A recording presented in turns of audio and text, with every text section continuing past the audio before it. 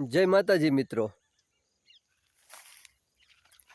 વિચાર મંથનની ગુજરાતી જ્ઞાન યાત્રામાં આપનું હાર્દિક સ્વાગત છે। વિચાર મંથનની આ જ્ઞાન યાત્રામાં આજનો વિષય છે લાયકાત વિના કાંઈ મળતું નથી। તમે જરાક આ વાત સાંભળીને મારી સાથે 100માંથી 50% તો સહમત થયા હશો કે હા આ સાચું છે। મિત્રો, આપણે જીવનમાં ઘણું બધું પ્રાપ્ત કરવું છે, કરોડપતિ થઈ જવું છે, લાખોપતિ નહીં કરોડપતિ થઈ જવું છે, અને એ પણ પ્રયત્ન કર્યા વિના। આપણામાં યોગ્યતા નથી પૈસા સાચવવાની, પૈસા પ્રાપ્ત કરવાની, તેમ છતાં પણ આપણે લાખોપતિ થઈ જવું છે, અમીર થઈ જવું છે। મિત્રો, આ દુનિયાની ચીજ વસ્તુઓ, ભૌતિક સગવડો, સુવિધાઓ, સવલતો જે કાંઈ હોય એ આપણને ત્યારે જ મળશે જ્યારે આપણામાં લાયકાત હશે। તમે નોંધ લેજો,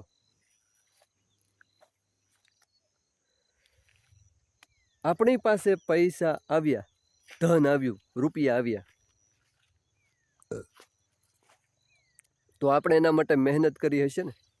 દાખલા તરીકે 10,000 આવ્યા તો આપણે તેને મેળવવા માટે 1 મહિનો ક્યાંક નોકરી ઉપર કામ કરતા હોઈશું, અથવા એવો કોઈ કામ ધંધો હશે કે જેમાં આપણે મહેનત કરી હશે, ત્યારે એ 10,000 રૂપિયા આપણી પાસે આવ્યા હશે। પ્રયત્ન વિના તો કંઈ આવ્યા નહીં હોય। આપણી યોગ્યતા હશે ત્યારે આવ્યા હશે ને। તો આપણામાં કંઈક એવી લાયકાત હશે ત્યારે એ પૈસા આપણી પાસે આવ્યા હશે। ઘણા બધા મિત્રો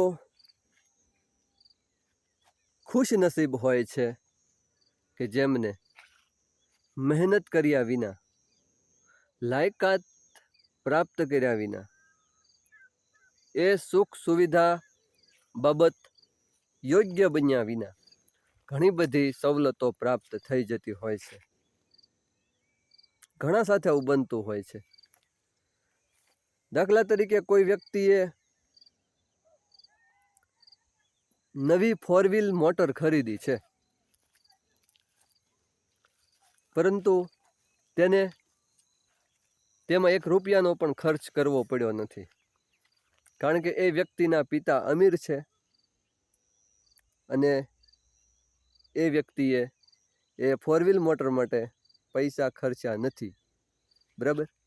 પરંતુ મિત્રો, એ વ્યક્તિએ નહીં તો તેના પિતાએ એ મોટરકાર માટે પૈસા તો ખર્ચ્યા જ છે,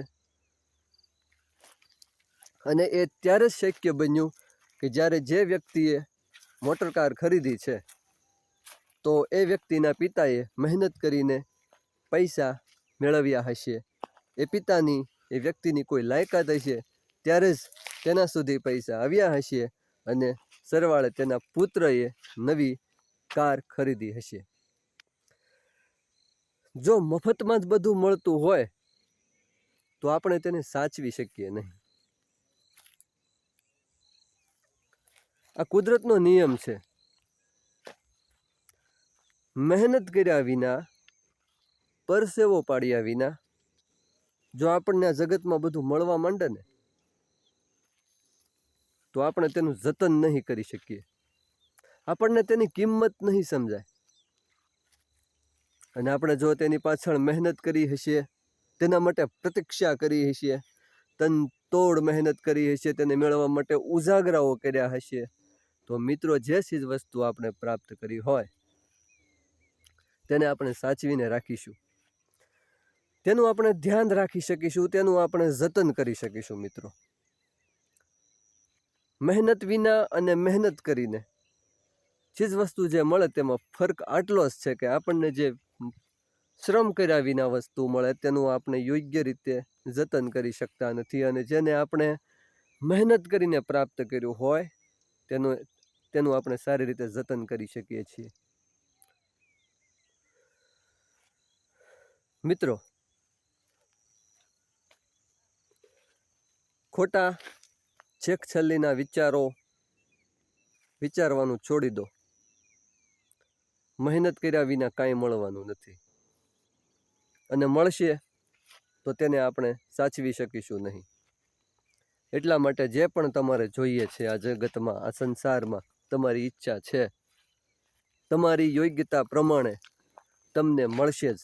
બસ માત્ર જરૂર હોય છે યોગ્ય સમયે યોગ્ય મહેનત કરવાની અને તેને માટે પાત્ર બનવાની. જો તમે યોગ્ય સમયે યોગ્ય લાયકાત ધરાવતા હશો તો તમને આ જગતની જે ચીજ વસ્તુ કે જે વ્યક્તિ માટે તમને મિત્રો ઝંખના હોય એ તમને મળશે જ નિસંદેહ. યોગ્ય હશો, લાયકાત ધરાવતા હશો, આપણા પ્રયત્નો હશે, આપણી મહેનત હશે તો આપણે જે ઝંખના રાખીએ છીએ આપણને મળશે જ. આપણને એ ચીજ વસ્તુ પ્રાપ્ત કરવા માટે આ જગતની કોઈ શક્તિ રોકી શકશે નહીં. હા, એક શરત છે, આપણે એ ચીજ વસ્તુને સાચવવા માટે લાયક હોવા જોઈએ. બસ બાકી બધું એક બાજુ કરી દો. તો મિત્રો, આ વિષય ઉપર ઘણું બધું કહી શકાય તેમ છે કે લાયક બન્યા વિના કાંઈ મળતું નથી, અને આપણે જોઈએ પણ છીએ. તો વિચાર મંથનમાં આ વિષય ઉપર આજે આટલું. બસ. જય માતાજી મિત્રો.